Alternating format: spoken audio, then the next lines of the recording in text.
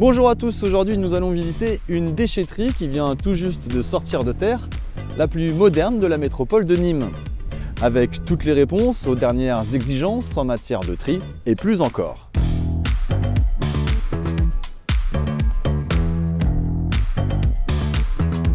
On y trouve par exemple un local dédié au réemploi. Ici, on est dans l'espace réemploi qui fait plus de 80 mètres carrés et où l'ensemble des objets qui sont détectés par les agents sont mis de côté et sont organisés en fonction des acteurs de l'économie sociale et solidaire avec lesquels on travaille.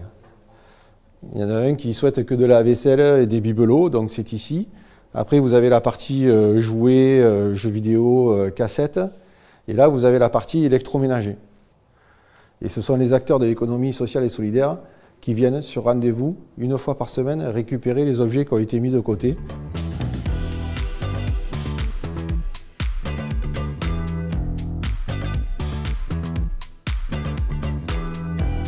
Les matériaux de construction sont particulièrement bien dissociés.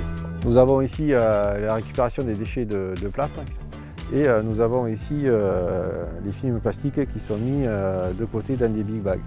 Voilà, dédiés à cet effet. Et puis après, on retrouvera 2 points d'apport volontaires qui sont dédiés à la collecte de la laine de verre et de l'autre côté de la laine de roche. Vous l'aurez peut-être remarqué, le site n'est pas surélevé, tout est à plat. L'idée étant de faciliter le travail des agents qui corrigent les erreurs de tri. Alors par exemple, les gens ils ont jeté une caisse, donc c'est au bon endroit, sauf que dans la caisse, par exemple ici, vous avez la ferraille. Donc la ferraille, il faut la mettre aussi à la ferraille. Avec des déchetteries surélevées, les déchets sont jetés directement dans les bennes. Les agents ne peuvent plus intervenir par mesure de sécurité. Tandis que là déjà, le fait que les gens doivent jeter par terre devant tout le monde, déjà ça les gendarme un petit peu. Et puis nous on est là pour la deuxième lame, pour si jamais il y a quand même des erreurs comme ça par omission, on peut encore récupérer les trucs et les mettre. Mais cela impose d'avoir plus d'espace et engendre plus de manutention, notamment pour transvaser les déchets dans les containers.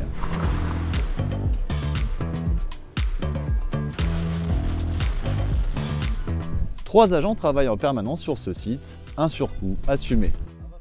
Toutes les REP qui sont mises en place, ce sont des déchets qui sont entièrement pris en charge par les éco-organismes. Donc indirectement, c'est peut-être des coûts d'exploitation qui sont plus importants, mais on évite des coûts de transport et de traitement derrière. Cas concret, effectivement, c'est aujourd'hui nous avons donc sur nos caisses déchetteries une benne plâtre qui est mise en place. Donc l'éco-organisme fournit le contenant, assure le transport et le traitement.